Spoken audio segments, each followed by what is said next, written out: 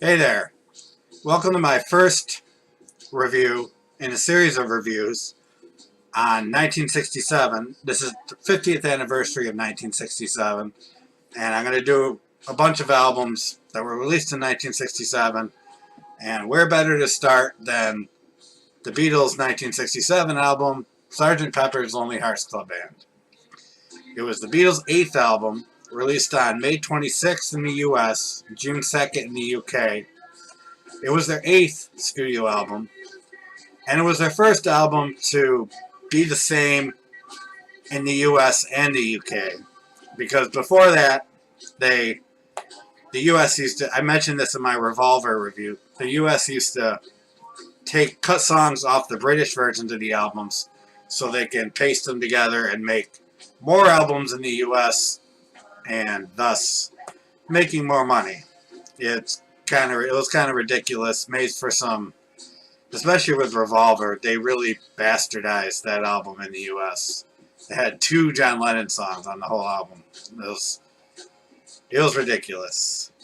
So this album tops many greatest album lists that you'll find, including Rolling Stone. And you can't really talk about this album without talking about what happened leading up to this album. The Beatles stopped touring in 1966, in August of 1966, the same year they released Revolver. There was a lot of stuff going on, crazy fan stuff. They couldn't hear their music. People going crazy over John Lennon's statement about Jesus, them being more popular than Jesus. And they just had enough of touring, and they decided that they would let the albums be their performance. And the first songs they recorded for this upcoming album after Revolver was Strawberry Fields Forever and Penny Lane. They recorded these for Sgt. Pepper, but due to pressure from the record company, they had to release it as a single. It was their first single to not reach number one in 4 years, I think it said. So a lot of people were thinking, oh, the Beatles stopped touring. Their new single only made it to number 2. Like that's some bad thing. And a lot of people started thinking the Beatles might be done and were going downhill. They premiered the video for Strawberry Fields Forever on, I believe, American Bandstand. And when people got a look at the Beatles, they weren't the lovable mop tops anymore. They had grown facial hair and mustaches, and the music was really weird. I personally think Strawberry Fields Forever and Penny Lane might be the best single they ever released. Both songs are amazing, especially Strawberry Fields Forever. It's just one of my favorite Beatles songs, one of my favorite songs, really. So they released this single, didn't hit number 1. Band wasn't phased. They were tired of being the Beatles, is what it amounted to. And Paul McCartney had the idea to, instead of recording as the Beatles, he would make up a band. They would record as this band and release the album as the Beatles. So when they were recording the songs, they had some more freedom as far as experimenting musically. So he came up with the name Sgt. Pepper's Lonely Hearts Club Band. This would be the band they would be while recording the songs. So this is how they went about it. When the album was released, it's been 27 weeks at number 1 in the UK, which is insane, and 15 in the US, which is pretty awesome too. The cover is very famous. It featured the Beatles in the forefront in these crazy colored uniforms, holding mostly brass instruments, and a whole collage of people in the background. And a lot of people think that this collage of people is actually just a collage, like a drawing or something but it's actual like wax statues and lots of different things. It's kind of like wax statues and cardboard cutouts. It includes people like Bob Dylan, Marlon Brando, Marilyn Monroe, H.G. Wells, Oscar Wilde, Lewis Carroll. John Lennon actually requested Hitler and Jesus Christ in true John Lennon fashion. Requested Adolf Hitler and Jesus Christ to be on the cover, but they were turned down for that for obvious reasons. I don't even know if they really couldn't even get away with that today. The back cover for the album featured the lyrics, all the song lyrics. It was the first time this was ever done, as far as I know. And when the album was released, it was praised by critics, praised by fans. Some of the fans were a little taken aback because the music was very different, but no one could deny that this was something different. It was something creative, and people loved it. So, including myself. I wasn't around back then, but I love it. But I'm going to get into the songs now. The first song, Sgt. Pepper's Lonely Hearts Club Band. It's kind of an introduction to the album. Introduces the band. It opens with sounds of an audience just like gabbing and an orchestra tuning up. And it's not much to the song. The music's really cool. Got some heavy guitar in it. And it announced that it's been 20 years since this band first started, and it was time to hear them again. And it introduces a character named Billy Shears, which leads us into the next song, which is With a Little Help from My Friends. Billy Shears appears to be Ringo Starr. He sings this song. It's originally titled Badfinger Boogie, which is where the band Badfinger, who was later signed by the Beatles to Apple Records, that's where the band Badfinger got their name from. And it's the original line, the "Would you stand up and walk out on me" line was originally "Would you stand up and throw rotten tomatoes at me," something like that. And Ringo wanted to change that because of an earlier incident with George Harrison. He liked some sort of candy, and people started throwing the candy at him. Ringo was afraid people were going to start hurling tomatoes at him, so they changed it to "Would you stand up and walk out on me." It's a nice little love song, very simple. It was famously covered by Joe Cocker at Woodstock. Well, he had a studio version too, but it's in the movie of Woodstock and performing this song. And Joe Cocker's version was later used for the show, the theme song for the show The Wonder Years in the 80s, which was set back in the 1960s. It's a good version. I prefer the Beatles version. A lot of people prefer the Joe Cocker, but I prefer the Beatles version. You can't really improve upon perfection, can you? So, Lucy in the Sky with Diamonds, number 3. It was rumored to be about LSD because of the initials, Lucy in the Sky with Diamonds, LSD. But what really happened, what John Lennon says really happened, is his son Julian drew a picture in school of a woman in the sky, and they had all these diamonds around her, and he called it Lucy in the Sky with Diamonds. So John thought that was kind of a beautiful thing, so he wrote a song called Lucy in the Sky with Diamonds. Though he admits he was definitely doing LSD at the time he wrote the song, but the song's not about LSD. It's really good song. Lyrics influenced by Lewis Carroll's Alice in Wonderland books. It's a popular song among the Beatles in general. It wasn't released as a single. I don't know if no song on the actual album was released as a single, I'm pretty sure. And just really dreamlike quality to the song, an airy quality to Lennon's vocals, and then Paul McCartney comes in for the chorus. It's just great.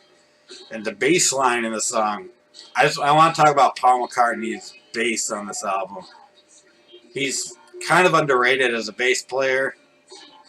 And it's not that he's like an amazing, flashy bass player like Geddy Lee or Jack Bruce or John Entwistle or Les Claypool or something like that.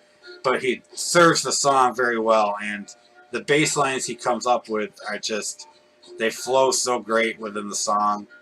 And the bass line of Lucy in the Sky with Diamonds I love so much. I pay more attention to that in the song than the the cool keyboards and the organ and everything. I love Paul's bass on this whole album, and especially in Lucia Sky with Diamonds. All right, Getting Better, number 4. It's musically reminiscent of Penny Lane, kind of, and it's really it's him being positive, saying, "I used to do all this shit when I was younger to other people, women and stuff, and I'm trying to get better. I'm getting better." And John Lennon, it was mostly written by Paul McCartney. John Lennon added the line, it says, "Got to admit it's getting better all the time." And John Lennon added the line, "It couldn't get no worse." And again, in true John Lennon pessimistic fashion. And it's great. It's a great juxtaposition. It's a really good song. I wasn't a huge fan of the song when I was younger, but lately I've been really getting into the song. Like I said, it deals with his mistreatment of women in past relationships. Lennon's relationship with women in past relationships. He had a history of not being a nice guy when it came to women. He admitted to physically hitting women before and mentally putting them down, and he was feeling guilty about that. He was trying to get better. Apparently he did get better, which is a good thing. That's another great Paul McCartney bass line. George Martin, while they were recording the song, George Martin actually left. There was an incident where he was up on the roof with John Lennon of Abbey Road Studios, and he left John up there thinking he had taken some sort of medicine when he had really taken LSD. So they left John Lennon on the roof during an acid trip, and the Beatles had to go up there and take him down from there and stuff. But that happened during the recording of this song. He was rescued, and everything was fine. And Getting Better turned out to be a great song. Fixing a Hole, the McCartney song. It's a good analogy for the whole. McCartney said this. It's a good old analogy for the hole in your makeup that stops your mind from going where it will. It's about fans. It's also about fans hanging out. There used to be fans that would hang out outside his house, and they really bothered him. They would do things that were off-putting to him, and they put that in the song. And there was a guy called Jesus Christ, who called himself Jesus Christ, showed up at the door and wanted to listen in to. This is during the recording of the song Fixing a Hole. This fan named, who called himself Jesus Christ, showed up at the studio, wanted to listen into the song, and they let him in. And they said they'd let him stay if he was quiet, and he was quiet. And they didn't want to, how they put it is they didn't want to turn him away just in case he was Jesus Christ. So this guy who called himself Jesus Christ hung out in the studio during the recording of Fixing a Hole, and I don't know where he is now. I don't know if he's told anybody about it. It'd be interesting to hear what he had to say, but a really mellow kind of song. I like it a lot. Paul McCartney, I feel like Sgt. Pepper is where Paul McCartney started to take more control of the band and their direction. And you can kind of tell on this album, seems to be a lot of McCartney influence on this album, as opposed to Lennon, and even George Harrison was starting to creep in. But look, there's some great Lennon songs on here too. Number 6, She's Leaving Home, which happens to just be on right now. It's a beautiful song about a girl who leaves her rich life behind. It's based on an actual encounter. Let me see if I can find her name. I keep forgetting her name. This girl that was on this show called Ready, Steady, Go, which was a show in England at the time. She won a contest. Yeah, it's a dance contest on Ready, Steady, Go. She won. And he wrote this song about this girl. Okay, he wrote the song about this girl that ran away from home. Like, it really happened in England. And she was rich. Her family was rich. He imagined this girl just throwing everything away, saying, I don't care about the rich lifestyle. I don't care about any of that. I just want to go and do my thing. That's kind of what the song was about. And then later on, found out that the girl that he wrote the song about was the same girl that won the contest in Ready Steady Go on the Ready Steady Go show that Paul judged, which is a crazy coincidence. I guess she came back after a couple weeks and she was pregnant and she had an abortion. I guess that's what happened. There's the music in this is performed by a string quartet, string orchestra, and it's one of the earliest songs to feature no Beatles on it musically. I think the one before that was Eleanor Rigby. It's a really pretty song. It's got some harp in it. It's a really nice song. It's kind of a sad song, and it really tugs at your emotions sometimes you listen to it. But really good song with that cool story. I still can't find the name of the girl. Whatever. Look it up. Google. It's a thing. Okay, number 7, Being for the Benefit of Mr. Kite. It was inspired by a 19th century circus poster that Lennon found at an antique shop. He got it, and the lyrics for Being for the Benefit of Mr. Kite are actually on the poster. It's almost word for word in the song, except there's no Harry the Horse, I guess. And to have the circus atmosphere of the song, they got recordings of carnival organs and steam organs, a 19th century steam organ, and it just really has a nice swirling carnival atmosphere to the song. It's really kind of a trippy song. It's really cool. One of the best songs on the album, in my opinion. One of the most overlooked songs on the album, in my opinion. I mean, everyone knows Lucy and Sky with Diamonds, Day in the Life. You know what I mean? But it's a great song. It's the closest outside one of the original vinyl album, I believe. Number 8, Within You, Without You. It's written by George Harrison, the only George Harrison song on this album. I had mentioned on the Revolver review, George had gotten into Indian music and Hindu philosophies, stuff like that. It's the only, not, like I said, the only one that's not, this whole album is Beatle compositions. It's the only one that's not a Lennon-McCartney song. It features Indian instrumentation, has sitar, dilruba, and tabla, which was, I think the Love You Too off Revolver had the sitar. I know I had the sitar and tabla. I'm not sure if I had the dilruba. It's performed by George Harrison and members of the Asian Music Circle, and the spirituality of the lyrics really reflect his interest in Hindu philosophy, and it's just a really atmospheric, gorgeous song. It's actually my favorite song on the album. I've never actually met anybody else who thinks Within You, Without You is the best song on Sgt. Pepper. But I think it is. I think it's just a hair. I mean, a minute little, like a pubic hair or eyelash hair above A Day in the Life. Like barely. They're like neck and neck for me. But usually it's Within You, Without You I prefer. I don't know why. It's something about it. Number 9, When I'm 64. It's sung by the lyrics are from a young man to his lover about his plans of growing old together. It's one of the first songs Paul McCartney ever wrote. And I guess they sped up his voice a little bit to make him sound like younger than he was at the time. Not that he was old at the time. He was like, what, 24, 25 at the time. And it has a clarinet trio playing the music in it. And it's my least favorite song in the album. It's an alright song. It sounds like it's from like the 20s or 30s, maybe the 40s. It's a kind of forgettable song for me. I know people like it, but I love every other song on this album. This one, it's not that I dislike it. It's forgettable for me. Okay, number 10, Lovely Rita.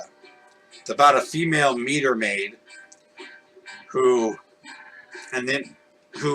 gave Paul McCartney a ticket outside of Abbey Road Studios, And instead of being a dick about it, he accepted it and wrote a song about her. And he called it her Rita because he looked like a Rita to her. Sorry, I'm stumbling over my words today. And it's a really good song. There's a part in the song where Lennon, Harrison, and McCartney play a comb with paper. They guess they use the comb on the paper and make a really weird noise. I think it's after the part where he says with sister or two, or I forgot the actual lyric. But yeah, they use a comb and a paper in part of the song. It's a really good song. Another McCartney song. McCartney seems to dominate most of this album, and it's one of the better McCartney ones on the album, I think. So it's about an actual person. Another song McCartney wrote about an actual person, and it's got to be pretty cool to have a song written about you by the Beatles, especially one put on one of the most celebrated albums of all time.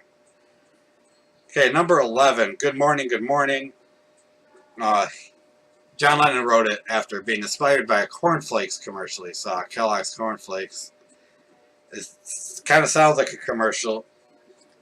It's just about waking up and going on about his day, what he sees, what he does, what he sees. The really cool guitar solo is actually played by Paul McCartney. I seem to like his guitar solos a lot. He does the guitar in Taxman off Revolver too. He's just a really good musician. And that leads right into Good Morning, Good Morning. Another note on Good Morning, Good Morning. You ever seen the Monkees TV show? Well, the song is actually in the beginning of the Frodis Caper, the last episode of the Monkees ever did. And it's like an alarm. There's an alarm goes off to wake them up, and this song comes on. That's a needle drops on Sgt. Pepper and plays the song. It's pretty cool. Okay, number 12 is Sgt. Pepper's Lonely Hearts Club Band Reprise.